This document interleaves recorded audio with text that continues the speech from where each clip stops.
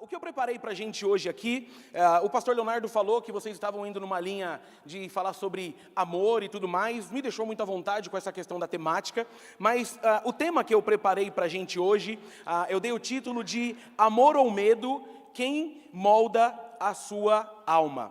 Você já teve medo de algo terrível? Eu acho que todo mundo já teve, certo? Todos nós já passamos, por exemplo, na infância, pelo medo do escuro. Quando a nossa mãe começa a querer nos ensinar, a partir de agora, você já é maduro, você já precisa dormir no escuro. E a primeira noite, geralmente, que a gente dorme no escuro, se você não tem um costume, é uma noite de medo. Qualquer barulho que venha sobre a casa, nós somos o primeiro a pensar, opa, tem alguma coisa errada. Se você é crente, você ainda pensa, vou orar. Se você é pentecostal, você já começa a cantar Cassiane, porque vai sentindo um livramento sobre o ambiente. Mas o medo, ele não é inerente ao humano. E quando a gente está com medo, geralmente nós revelamos aquilo que muitas vezes está guardado em nós. Mas também existem as situações em que nós estamos com muito medo e do nada aparece a solução. Já viveu isso? Aquela cena que você talvez esteja voltando para casa tarde da noite, sabe que é perigoso, de repente vem pessoas que não estão tão bem afeiçoadas e você fala assim, vou ser assaltado. O medo toma conta de você e de repente, eis que do nada, uma viatura de polícia entra na rua que você está. Ah, que alívio!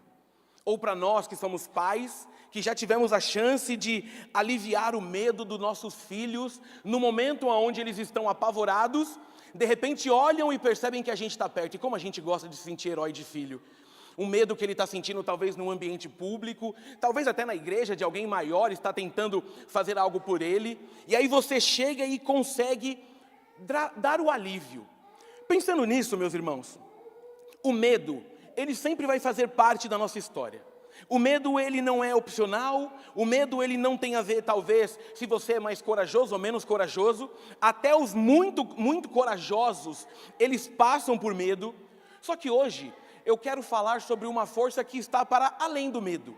Ou talvez uma força que nos ajudará a vencer alguns medos, fazendo com que a nossa jornada seja um pouco mais leve. Uma das lutas que eu tenho tido enquanto pastor é mostrar que ser cristão é uma das melhores coisas que a gente pode ter na nossa história.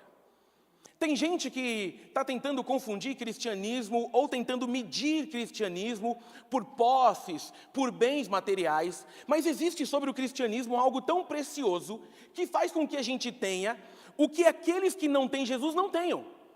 E vai nos dando uma garantia de vida e a certeza de que com Jesus, ainda que tudo dê errado, já deu certo, há 2000 anos atrás.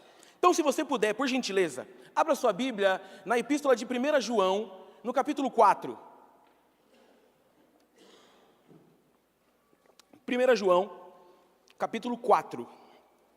Nós leremos a partir do verso 17. 1 João, capítulo 4. A partir do verso 17.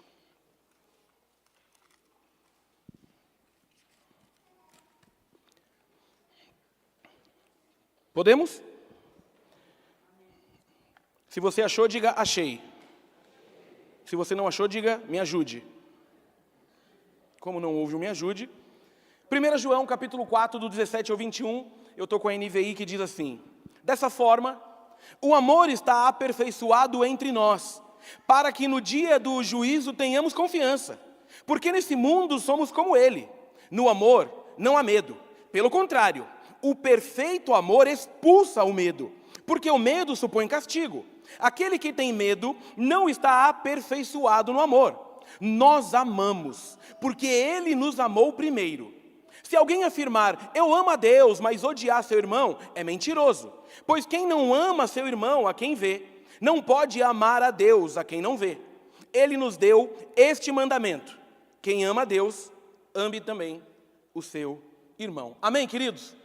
Louvado seja o nome do Senhor pela palavra dEle, que tem esse poder eficaz de, por si só, já falar aos nossos corações. Vamos lá, as 3 cartas do apóstolo João são cartas que sempre trazem uma mensagem muito atual É muito interessante, irmãos, que existem textos bíblicos ou jornadas de textos bíblicos que você talvez vá mudar apenas o tempo, o ano em que você está vivendo e a cultura, mas os anseios daquilo que está acontecendo são exatamente iguais. Ou seja, os desafios que levaram o apóstolo João, já idoso, a escrever essas cartas, nos alcançam até hoje.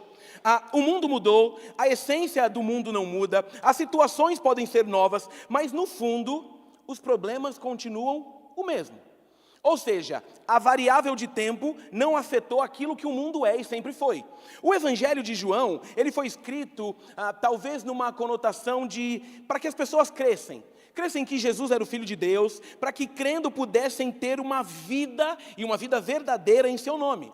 Quando a gente vai para a primeira carta de João, o propósito aqui já é dar uma garantia a quem? Aqueles que creram em Cristo, acerca de uma certeza da salvação, fazendo com que eles tivessem a percepção de que aquilo que receberam em Jesus era suficiente para tudo o que eles precisavam. E aí, se você segue para a segunda carta, você vai ver que ali João já está alertando a igreja sobre perigo de falsos mestres, e a terceira, alertando a igreja sobre perigos de falsos líderes. Então a gente está aqui numa composição ali de 90, 95 depois de Jesus, e a razão, o fato dessas epístolas terem sido escritas, era de forma mais propositiva, contra-atacar alguns ensinos pregnósticos que já estavam ali ganhando muita proeminência no final do século I. Ou seja, João já está alertando a igreja sobre ensinos complexos que estavam surgindo, fazendo com que eles tivessem ali uma certeza, uma tranquilidade. E então, essa primeira carta de João, por exemplo, que a gente leu, ela não é uma carta endereçada a uma igreja ou a uma pessoa. Ela é uma carta escrita para as igrejas do primeiro século, ou seja, nós estamos diante de uma epístola que é circular. E aí quando a gente olha para o nosso texto, ou para a nossa perícope, nós estamos aqui percebendo algo que talvez você precise voltar um pouquinho lá atrás. Por quê? No Antigo Testamento, o judaísmo tratava ali o dia do juízo como algo muito profundo. Era um dia que deveria ser muito temido, de forma especial pelos desobedientes. Muito interessante que quando a gente vai para essa profundidade bíblica, nós percebemos algumas coisas que talvez nos parecem não ser tão importantes hoje, e talvez indique por que a igreja brasileira vive uma fase tão complexa. Esse dia do juízo para o judeu, daquele tempo antigo, daquela fase antiga, era o dia de temer. E é claro que aqui eu não estou dizendo sobre uma questão de você ter medo do que vai acontecer, mas eu percebo que a nossa visão escatológica está cada dia mais de lado, porque parece que o cristianismo do século XXI está baseado em simplesmente curta a vida e no final veja o que vai dar. Nós não temos mais esse anseio de como será a volta de Cristo, ou irmãos, como será a nossa ida até Cristo. Porque para aqueles que morrem, a volta de Cristo já está cumprida, já não tem mais o que fazer. Então a gente está percebendo aqui num texto, e você talvez perceba nesse contexto, que João está tentando fazer com que aquele povo tenha a confiança nesse amor que existe em Jesus pela vida deles, para que não temessem mais, para que não tivessem mais esse medo, esse fardo do fim, sobre o fim. Mas aqueles que continuavam então nesse amor, eles não só eram absolvidos diante de Deus, como podiam também gerar esse amor. Percebia-se, e aí você pode notar, e percebe-se até hoje, que o caminho do medo, principalmente de um medo excessivo, e aqui eu não estou dizendo de medo no sentido estou em apuros, eu estou dizendo nessa questão de medo do fim, medo enquanto vivo, nada mais é do que a consequência de um pecado. Em Gênesis 3, no verso 8, você vai perceber que depois que Adão e Eva cometem um pecado, a primeira coisa que eles têm no sentido é de vergonha e de medo da presença daquele que eles desfrutavam da sua presença.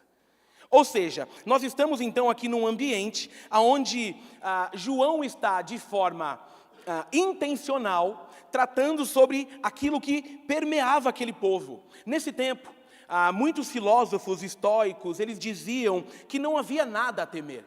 Os estoicos, eles tentavam vender uma imagem de que circunstâncias não poderiam destruir a razão. Ou seja, medo do quê? Nós temos inteligências para superar tudo. E aí João, então, ele vem e aponta para algo muito mais profundo, para algo que talvez a razão não explique, e lança sobre tudo isso esse amor, dizendo ou permitindo que a igreja entenda que aquilo que Jesus fez era muito maior do que aquilo que o mal havia de ser feito. Então nós estamos aqui num contexto onde João vai enfatizar, e se você já fez qualquer estudo sobre João, ele é conhecido como o homem do amor. João gosta de falar sobre amor. João, ele tem tanto com amor, que é só na carta de João, no Evangelho de João, que João se descreve que dentre os 12 discípulos, existia o discípulo amado. E quem era o discípulo amado? O próprio João. Ou seja, uma visão de si muito bonita. Tinha aquele a quem Jesus mais amava, era João escrevendo de si mesmo. João é uma pessoa que então está preocupada com essas questões. E hoje eu quero extrair desse texto, falar sobre essa batalha entre amor e medo, nessa expectativa de que os nossos corações tenham tranquilidade para seguir a jornada, cientes de que viveremos o que temos para viver, porque para quem é do Senhor, viveremos até que os nossos propósitos sejam cumpridos aqui nessa terra. Amém, queridos? Enquanto não serem cumpridos, estaremos aqui com o Senhor. E na certeza que quando eles terminarem, estaremos com Ele por toda a eternidade. Primeira coisa, então, que eu quero deixar para o seu coração, baseado nessa introdução e nesse texto da primeira epístola de João, é que o amor de Deus nos livra do medo do fim. Irmãos, olha o que ele vai dizer no 17 e no 18. Dessa forma, o amor está aperfeiçoado entre nós, para que no dia do juízo tenhamos confiança, porque nesse mundo somos como ele. No amor não há medo. Pelo contrário, o perfeito amor expulsa o medo, porque o medo supõe castigo. Aquele que tem medo não está aperfeiçoado no amor. Então aqui, João está dizendo que quem ama a Deus não é dirigido por um caminho cheio de medo, não vive com a tormenta batendo a porta, mas é governado pela confiança. Irmãos, nós não temos medo de Deus, mas amor e temor. E aqui eu quero fazer uma divisão, porque também temos que tomar cuidado agora com a forma que expressamos o amor. Porque os extremos agora fazem parte do evangelicalismo brasileiro. De um lado, cria-se um evangelho onde parece que não há amor, onde tudo é muito cruel, onde tudo é muito duro, onde você só é crente quando você sofre, morre, é apedrejado. E aí cria-se um ambiente meio que de medo. Mas também agora do outro lado, existe a tal da hipergraça. Hipergraça é essa que vende ou oferece Deus como um senhorzinho fofinho, com uma barba branca, cabelos brancos, roupa branca, sobre um banquinho numa nuvem, que aplaude tudo que a gente faz e fala, olha que lindo. E aí a gente cria um evangelho onde apronta-se a semana inteira, mas no domingo nós temos a carteirinha do Clube da Graça. A graça me alcançou. Não é sobre isso que eu estou falando. O que eu estou falando aqui é sobre um caminho onde nós temos um temor ao Senhor. Aqueles que têm medo, só precisa de um prazo de validade para se afastar da presença do Senhor. Mas aqueles que o amam, aproximam-se dEle, deleitam-se da sua presença e buscam uma vida que possam honrá-lo. O teólogo Kistemarker, ele fala que como a fé e a dúvida não podem caminhar juntos, o amor e o medo também não têm nada em comum.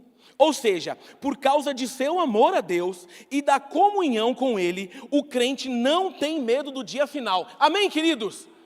Eu falo que uma forma de você perceber quem está vivendo de qualquer jeito na igreja, pastor, é colocar músicas que falam sobre a volta de Jesus.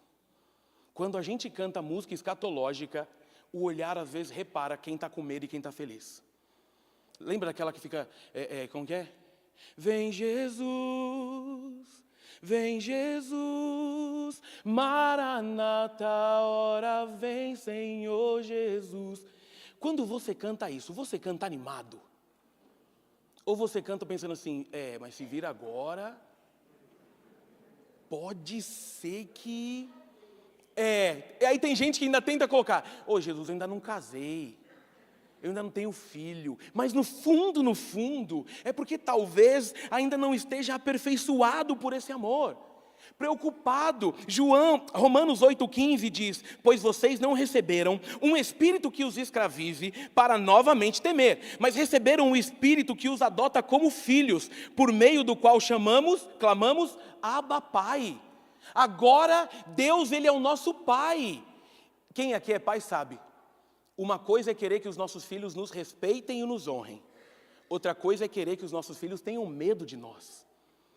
O medo, ele não faz com que a gente viva uma vida de segurança. O medo da morte, ele faz talvez com que a nossa jornada seja cheia de peso. E a gente não tenha percebido a essência do Evangelho. Ou que o próprio João escreveu em João 10,10. Eu vim para que tenham vida, e vida em abundância. Ou seja, vida de verdade. Abundância aqui não tem a ver com matéria, tem a ver com essência de vida. Meus irmãos, a gente não tem percebido que muita gente no mundo de hoje sobrevive. Hoje você acordou feliz? Não precisa responder não, é retórico. Como tem sido a jornada? Tocou o relógio, você já travou ou colocou aquele soneca porque você falou, está cedo, mas ficou feliz dizendo assim, mais um dia? Ou será que fez assim, outro dia? Percebe o que o João está dizendo? Esse verdadeiro amor, ele faz com que a gente tenha uma vida intensa, faz com que a gente entenda quem Deus é. O evangelho do medo, meu irmão, sabe por que ele tem prazo de validade? Porque quem vive pelo medo, facilmente troca o medo quando o prazer parece ser maior. A gente tem recebido lá na nossa igreja pessoas que vieram de algumas seitas, dessas bem complexas. Irmãos, quando eles contam a história que eles viviam, é uma mistura de dó com raiva. Um evangelho que nada tem a ver com Jesus, que aprisiona pessoas e faz com que elas tenham da comunhão com Deus e com a igreja o maior peso da vida. Não! A gente não tem medo daquilo que vai acontecer com a gente, porque já está garantido há 2000 anos atrás. Quando tudo terminar, nós estaremos com o Senhor por toda a eternidade. Amém, queridos? E é daqui que eu quero te dizer uma coisa ainda nesse ponto. Irmãos, é tempo da gente perceber a importância do Evangelho, da eternidade, daquilo que foi dado por Jesus. E é disso aqui que parte de nós um coração que entende a necessidade de pregar o Evangelho. Recentemente, a gente teve a alegria de batizar Helena. Helena chegou e falou assim, pai, eu quero me batizar. E aí, como pastor que sou, tive que testar, não tem como, é minha filha. Eu sei que o peso que recai sobre ela, querendo vocês ou não, é maior. Então marcamos reunião de família, porque lá a gente resolve tudo em reunião de família. Vamos fazer aqui um pré-concílio com Helena, para ver como é que está a fé dela. Irmãos, quase que eu me batizei depois. Aí batizamos Helena. Quando termina o batismo que eu fui pregar, eu fiz uma declaração que eu até falei, igreja, talvez você me ache frio, mas você vai entender o que eu vou te dizer. Hoje é um dos dias mais felizes da minha vida, e vai também ser o dia que for o Benício, porque quando eu vejo que os meus filhos têm Jesus como Salvador, estão confessando Ele diante dos homens, passaram pelas águas do batismo, e já entenderam a mensagem do Evangelho, eu estou seguro de que estarei com eles por toda a eternidade. Então não é simplesmente só não ter medo, mas é fazer com que essa mensagem tome conta das nossas vidas, para que aqueles que estão ao nosso redor também sejam encontrados, e também possam viver com a gente esse movimento de vida que é liberta, que tem Jesus como centro de todas as coisas. É por isso que a gente não se cansa de falar de Jesus. Não é por medo, não é por fardo, não é por meta, mas é porque encontramos nele o sentido da vida. Amém, queridos? Segunda coisa para essa manhã, é que o amor de Deus nos livra do medo de não sermos amados.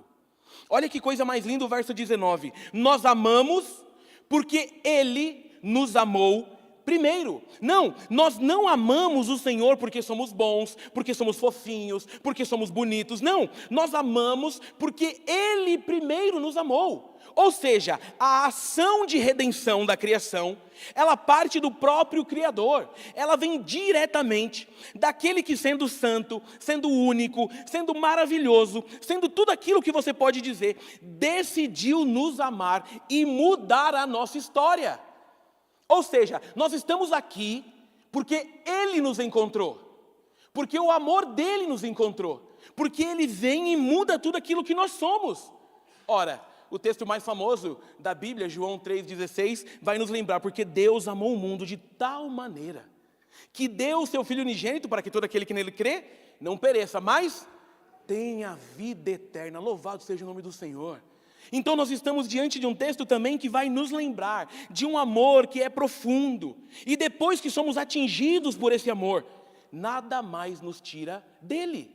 Ouça o que eu vou te dizer aqui em Romanos 8, 38, 39, que vai dizer: pois estou convencido de que nem a morte, nem a vida, nem anjos, nem demônios, nem o presente, nem o futuro, nem quaisquer poderes, nem altura, nem profundidade, nem qualquer outra coisa na criação será capaz de nos separar do amor de Deus que está em Cristo Jesus, o nosso Senhor. Então nessa manhã deixa eu te dizer uma coisa: você é muito amado por Deus, meu irmão. E não é por mérito não, porque me desculpe a franqueza, se juntar nós tudo aqui, tudo, inclusive os pastores, talvez o pastor Aracá que não, que é diferente. Está junto? Então ele falou que está junto, eu acabei de incluí-lo na lista. Nós todos não valemos nada, nada. E mesmo assim, o amor do Senhor nos encontrou. E mesmo assim, esse amor que transforma, que muda a vida, passou pelo meu caminho, pelo seu caminho, e mudou a nossa história. E aí deixa eu te dizer uma coisa, talvez você foi tão ensinado a ter medo de Deus, talvez lançaram sobre você a imagem de um Deus tirano, um Deus estranho, que nada tem a ver com o Deus da Bíblia, que mesmo frequentando uma igreja, você ainda não provou a dimensão desse amor. E aí deixa eu te dizer, Deus não quer que você tenha medo dele. Deus, Ele quer que você perceba o amor que Ele teve por você, e isso gere honra no teu coração. Ou talvez você foi uma daquelas pessoas que recebeu pouco amor daqueles que deveriam te amar. Talvez você não tenha uma boa referência de amor familiar, por exemplo. Espera aí, pastor, Deus me amou, mas o que é ser amado? Eu não sou amado em lugar nenhum. Pois é, você vai descobrir nessa manhã que independente de como você chegou até aqui, o amor de Deus sobre a tua vida é simplesmente sensacional.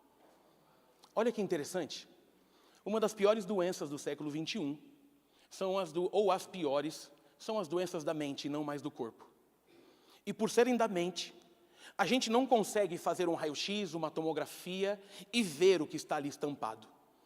Hoje, precisa-se de, talvez, terapia, de profundidade de conversa, de análise profunda, para ver se descobrimos o caminho da mente humana que está ferida e doente. Um dos maiores males, depressão.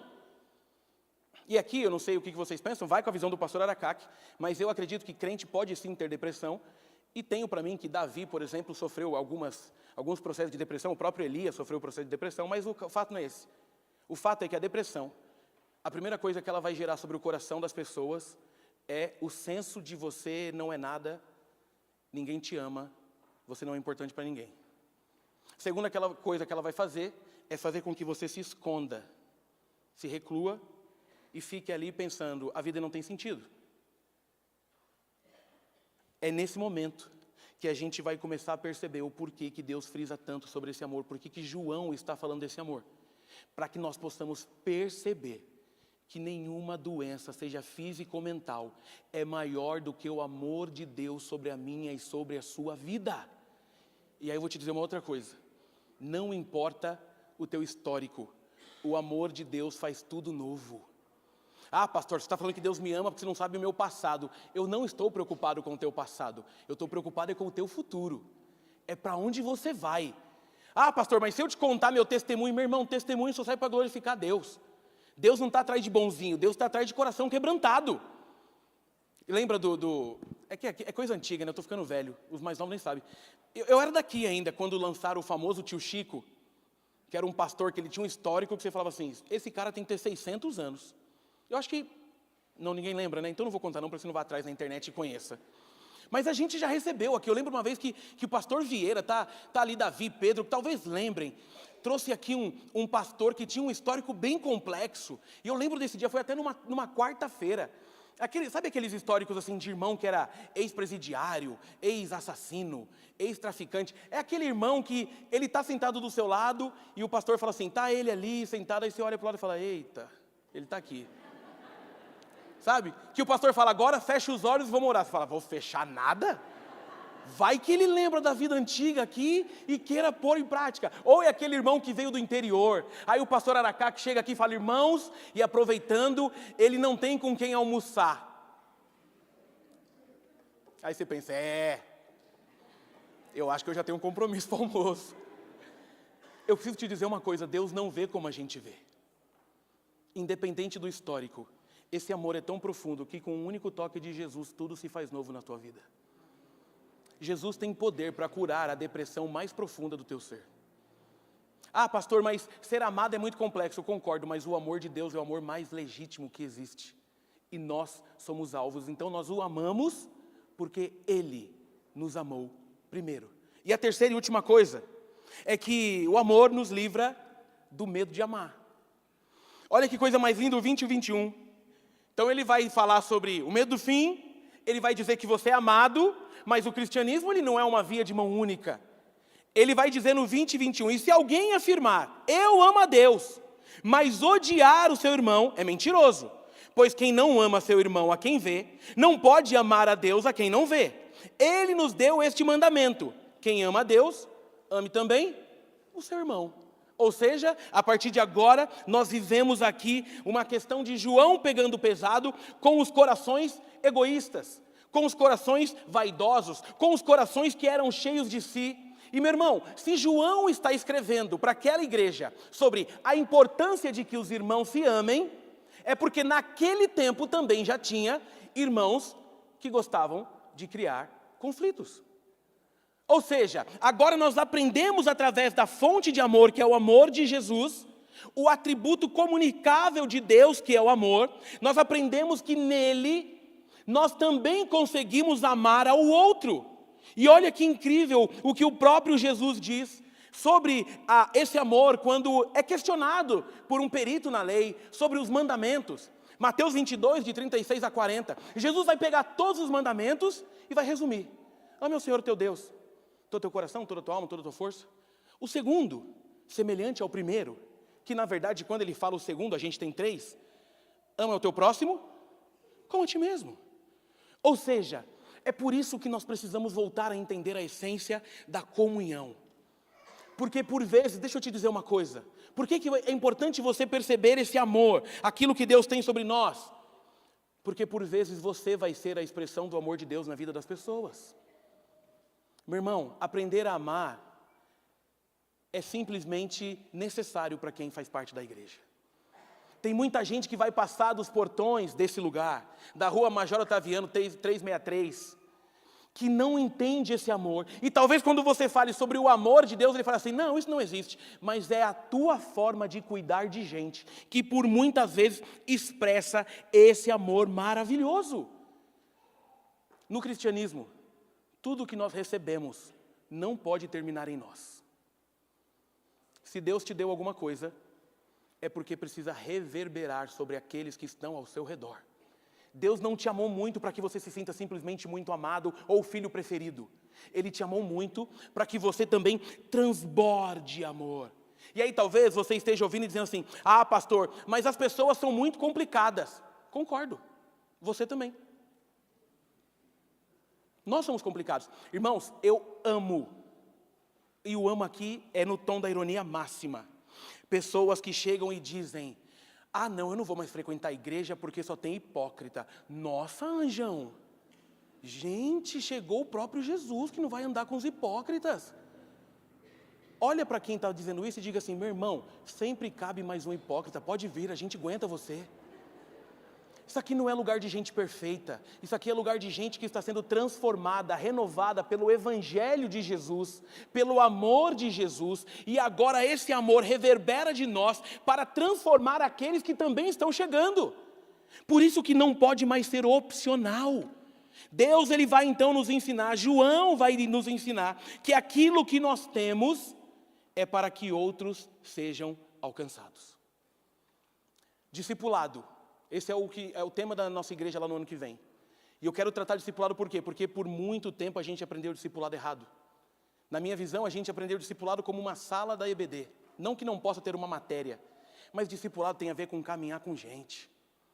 Não cabe mais para crente dizer assim, não, eu frequento o culto, mas não quero estar perto de ninguém. Meu irmão, se você não quer estar perto de gente, por que você quer ir para a eternidade? Você tem noção que a gente vai ficar a eternidade inteira junto? Se você não gosta de mim, Deus vai fazer você ser o meu vizinho, você aprender. Você vai abrir a janela, vai dar de cara com eu lá. É isso. O nosso amor que transformou a nossa vida, agora pode ser usado para que a gente mude vidas. E aí eu vou te dizer uma frase que eu amo dizer. Que se eu não me engano, a frase do Ziel Machado, por não saber, eu vou dizer o se eu não me engano. Que é a frase que diz que aqueles que chamam Deus de Pai, não têm direito de escolher quem vai ser seu irmão. Aqueles que confessam Jesus como Salvador, que entregaram a vida a Jesus, são nossos irmãos a partir de agora. E nós vamos fazendo desse amor um caminho de mutualidade, mais pessoas vão sendo atingidas, o reino cresce e a gente vai saqueando o inferno dia após dia, gerando encontros entre Jesus e o pecador. Amém, queridos? Amém. Quero concluir. Se você fosse pensar sobre o amor e o medo, o que tem moldado a sua alma, a sua vida? Você consegue discernir? E talvez você perceba que o medo foi o que mais guiou a sua jornada até hoje. Vou para a igreja para não ter problemas. Você é daqueles talvez que pensa assim, nossa, perdi o horário do culto, essa semana eu vou cair e vou bater a cabeça.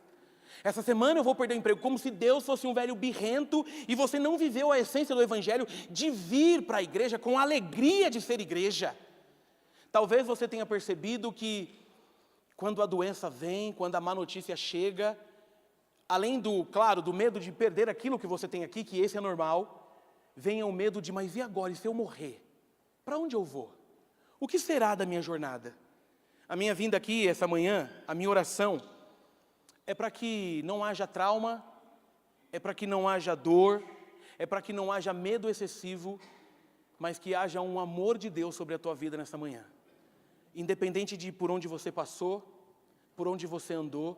Talvez você esteja aqui nessa igreja, e agora eu percebo bastante rosto que eu nunca vi, porque já faz muito tempo que saí daqui, que a tua jornada seguiu por um caminho diferente. E vir à igreja ainda é um medo. Deixa eu te dizer uma coisa, assim como o filho pródigo um dia voltou e encontrou o pai no portão, aqueles que têm coração quebrantado e se arrependem dos seus pecados, encontram em Jesus, em Deus, o abraço que precisam para recomeçar. Vai ser exortado sim, mas primeiro Deus devolve a nossa dignidade da vida. Que o verdadeiro amor alcance os nossos corações nessa manhã. Que sejamos impulsionados por Ele. Que possamos perceber que somos amados, mas também perceber que precisamos amar. Que possamos começar com o nosso lar, cuidando dos nossos casamentos, dos nossos filhos, dos pais. Que possamos perceber que esse amor, ele não é somente para aqueles que frequentam a igreja, mas é de forma especial para aqueles que não conhecem a igreja. O mundo não está pronto para crente feliz. Quanto mais você ama e cuida, mais você é paradigmático. Mais as pessoas ficam assim, por que você faz isso por mim? Aí você fala, porque do mesmo jeito que a graça me alcançou, eu quero que ela te alcance. Amém, queridos? Você pode fechar os seus olhos? Eu quero terminar orando por você nessa manhã, em nome de Jesus. Feche seus olhos.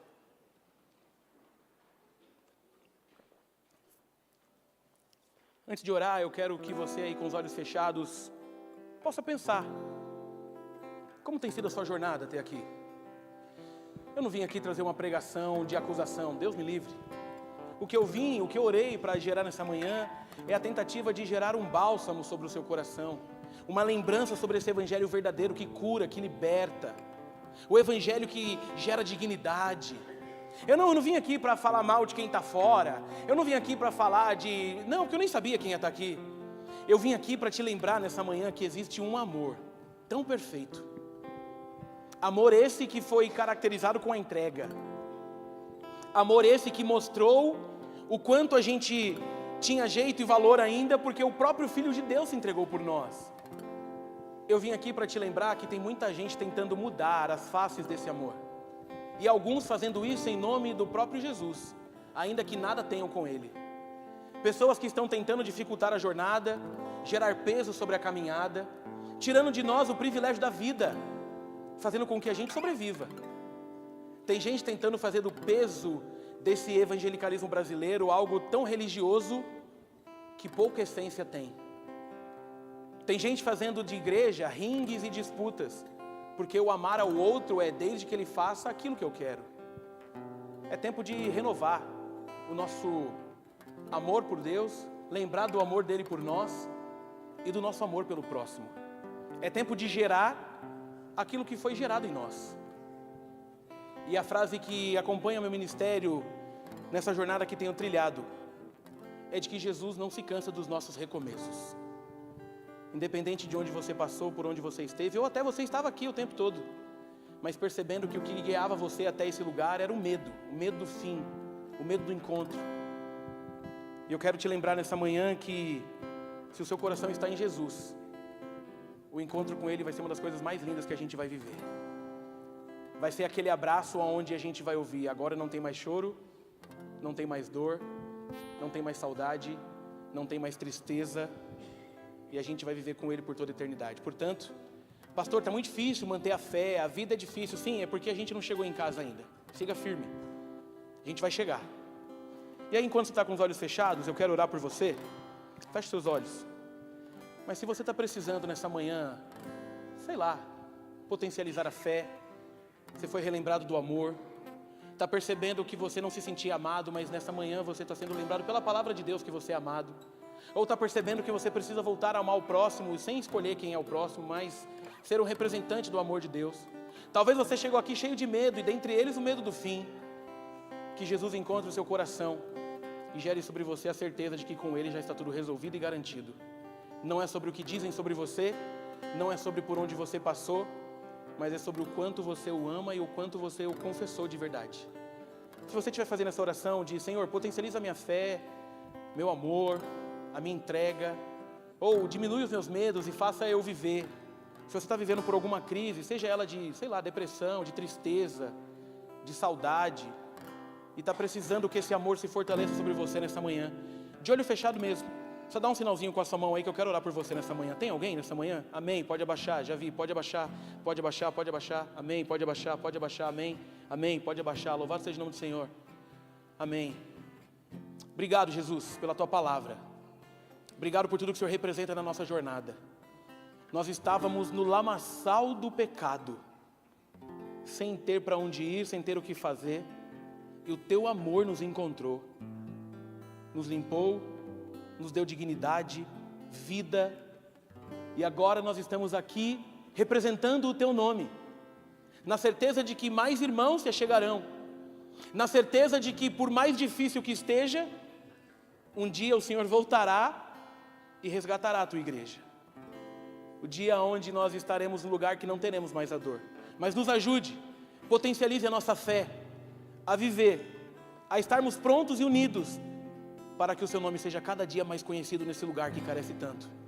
Jesus, obrigado por ser especialista em recomeços. Obrigado por nos livrar dos piores medos. Obrigado por nos amar de uma forma incrível e nos dar o direito, a chance, o privilégio de amar ao outro. Fica com a gente, fica com essa igreja, fica com essas pessoas que nessa manhã estenderam que é tempo de renovar algumas coisas na jornada. Que toda honra e toda glória sejam dadas ao Teu nome, o nome santo de Jesus. Amém e amém. Deus abençoe, queridos.